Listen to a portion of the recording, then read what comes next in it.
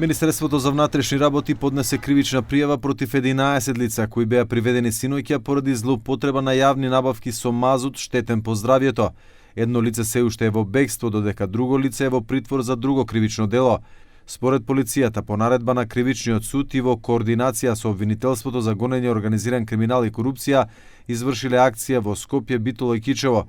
МВР соопшти дека против 11 лица кои се лишени од слобода се покренати кривични пријави за злоупотреба на службената положба и перење пари и други приноси од казниво дело.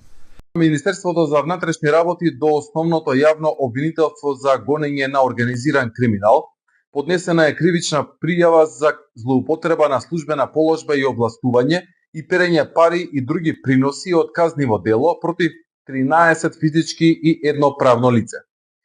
Министерството за внатрешни работи по насоки на надлежниот јавен обвинител ќе продолжи со преземање на понатамошни полициски активности и дејствија со цел обезбедување на други докази поврзани со други кривични дела.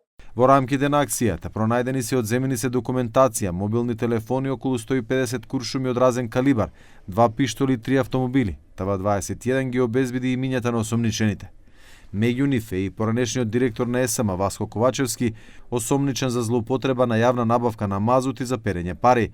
Тој од декември е недостапен за обвинителството за друго кривично дело, предметот адитив, осомничен за други злоупотреби во ЕСМ. Дури и поранешниот комерцијален директор на ЕСМ Ардијан Муча, кој беше осомничен во случајот адитив, сега е осомничен и во случајот мазут.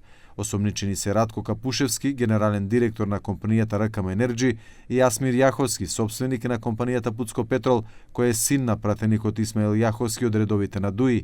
Pas marrjes në pyetje të dyshuarve për keshpërdorimin e shitjes derivateve me cilësi të ulët, nga prokuroria thonë se do të procedohet tek gjykatësi procedurës paraprakët e cilët do të merren në pyetje dhe këta të fundit do të përcaktojnë se cilat do të jenë masat për të dyshuarit në fjalë.